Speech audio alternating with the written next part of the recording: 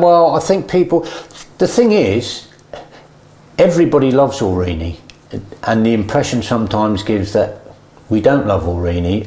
I think we don't like what's happening. Is the answer to that. We do love Aurigny, and they've been really very, very reliable, but it's just for whether it be the transition period or something, I don't know. But at the moment it seems to be that people are unhappy for whatever reason.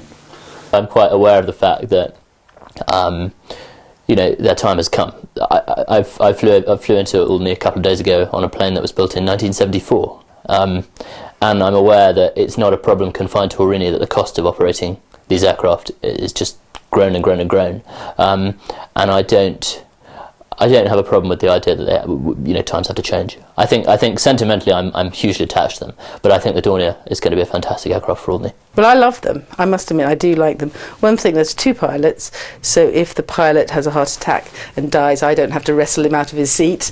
I can just rely on his mate to land the plane.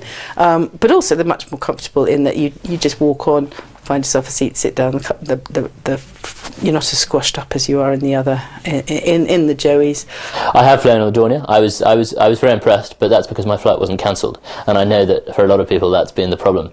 I think as with any new aircraft, the strength of feeling over the Trilinder, which has served this island incredibly for 40 years, has been very significant, and the introduction of the Dornier has not been seamless, I think it's fair to say.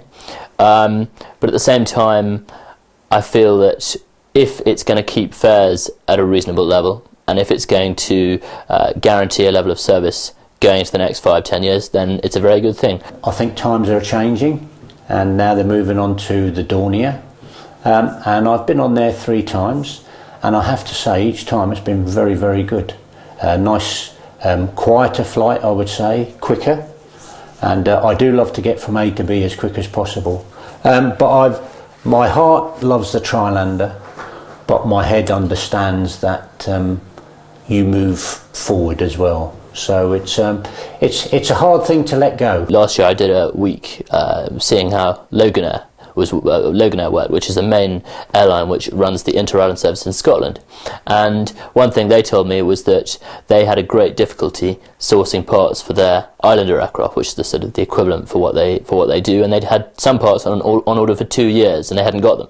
So I think the idea of the Trilinder continuing in service is very hard to imagine.